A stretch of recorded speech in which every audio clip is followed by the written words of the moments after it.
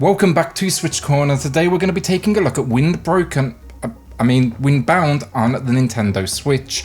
Not the video I wanted to be making, but I have to share my experience with you this far with Windbound and why it may just be worth you avoiding this one for the time being and saving some of that cash. I'll be sharing my opinions on the game itself, but then let's talk about the issues I've faced, because it's been an interesting ride, that is for sure. So look, with that, hit subscribe if you love the Switch as much as we all do here, join our growing family, and let's get started. So first off, I do want to preface all of this with there's a good game in here. I want to be completely fair. The whole Zelda comparison people have been making for months on end at this point is kind of far from true though. Yes, it has the sailing elements you may find, but really that is about it. This is through and through a survival adventure, and it's a pretty tough one at that. Here's the idea though, we are placed into this mystical world of portals with 5 worlds to traverse. The overall goal for each is simple: find 3 beacons, activate them, reach the end point staircase thing, and just move on. The 5 worlds then are each punctuated with a small tunnel section. Here it will reveal more of an image that gives you a little bit more on the history, and you kind of have to work out the story of these mysterious islands for yourself. While the story didn't do a huge amount for me, honestly, it was a little tough to really figure out what it was trying to say. It's not really a huge problem. You're not coming here for story. It's the gameplay, the exploration, the adventure. Windbound though, I gotta say, makes it immediately known it's gonna just kick your ass a whole lot if you don't practice some patience. At least that is on the intended survival mode. Die in this world and it's all the way back to the beginning to start all over again. The only thing you'll keep are the items on your person. Respect here, honestly, you wanted to provide a challenge and you've done that here. Survival, it should feel intense, it should be nerve-wracking, and that's very much how I felt. The survival of our hero, Kara, it really comes down to 2 things: her health meter and then her stamina come hunger meter. How this works is all major actions, so think sprinting and attacking, that would deplete your stamina until you're essentially exhausted, struggling, to continue. At the same time though, stay hungry too long and this bar will deplete. I will say it's a shame because the game didn't tell me this information. I died twice in a row at the very beginning, just because I didn't recognize that hunger was impacting me in that way, so that might be a nice thing for a quick patch. Once I got that though, away I went into this world, and I gotta say first impressions are good. The water effects are stunning, the islands exciting to see on your travels, and then that whole boating mechanic just in general, great fun, everything I actually wanted from it. It's exhilarating having that level of freedom and decision power over the next action and location you'll be heading to. Sure, look, the visuals, they're not perfect, I will say there's some frame rate issues, but they are aware of that and they will be patching it in the next few days. There is also some noticeable popping as well, but it shouldn't be too much of a detraction from that natural curiosity we all have. It's aiming for a sense of open world, and to a certain extent I would agree, though they are actually largely smaller areas than you may realise. A lot of these islands you can't really go onto. So anyways, look, off I go. I understand Kara's needs and I see a ton of crafting that can be done. Like any survival game, this is pretty much collect as much stuff as possible and convert that into needed goods. So weapons, different types of boats in size, in material, fires to cook food. It was World 2 though where the problems started to creep in. Just went through the small race section that punctuates the levels. They're a lot of fun, huge waves, and well, logically I didn't really understand its place in the story. It was fun and a nice change of pace from the constant, worrying about survival. I even inherited here a new weapon. World 2 though looked very similar to World 1, and again 3 beacons and a staircase to find. I was noticing a pattern, a gameplay loop, and it was not changing. Gonna tell you this now, that loop never changes. Every level is the same thing. Find 3 beacons, find the staircase.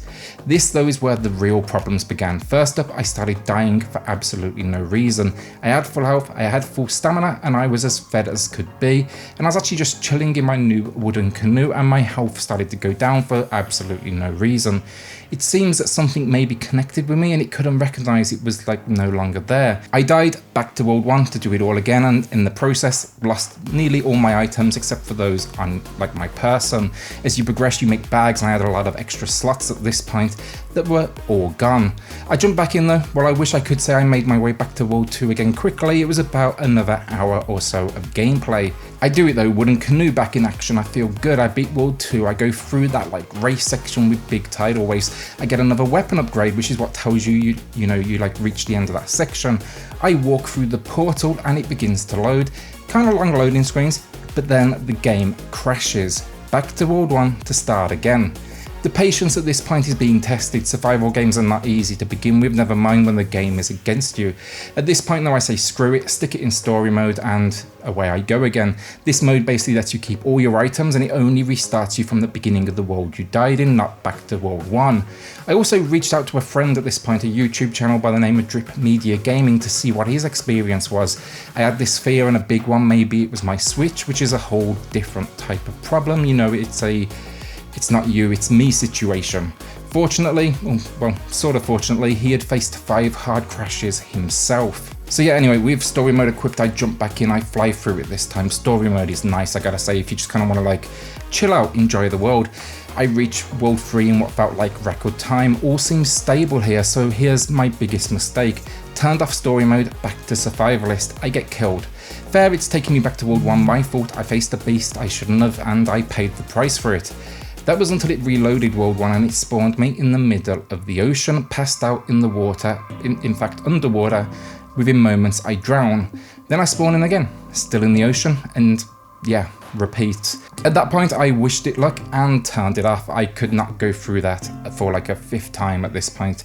There's a good game in here, but right now not only do you have to worry about, you know, feeding Kara, feeding the wild, finding the beacon, surviving the waters, finding the secrets like health boosts and stamina boosts, but then also just surviving the game's code.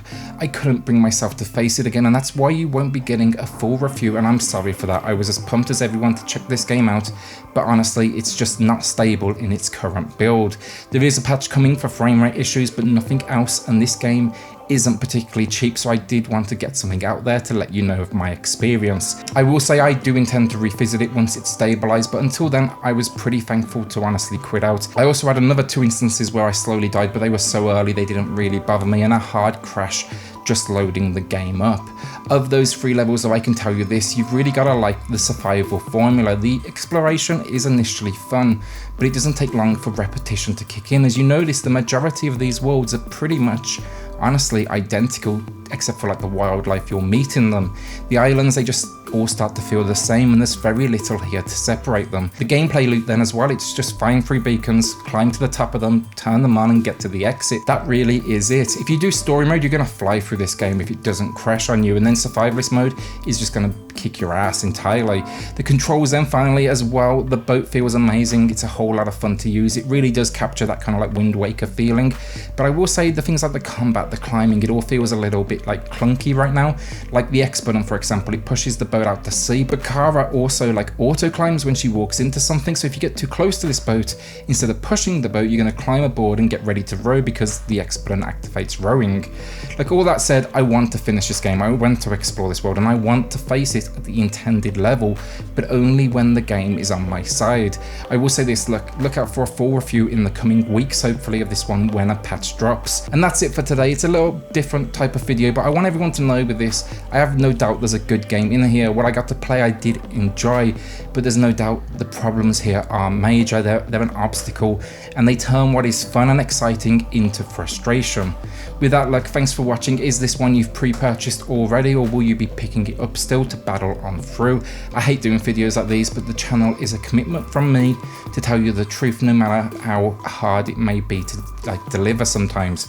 It is clear though at this point a lot of passion went into this one, and I can't wait to be able to get behind it and actually give it a recommendation. With that, look, hit subscribe if you love the Switch as much as we all do here. Join our growing family and watch out for that future review where hopefully, as I say, I can tell you what an amazing time I had with this game.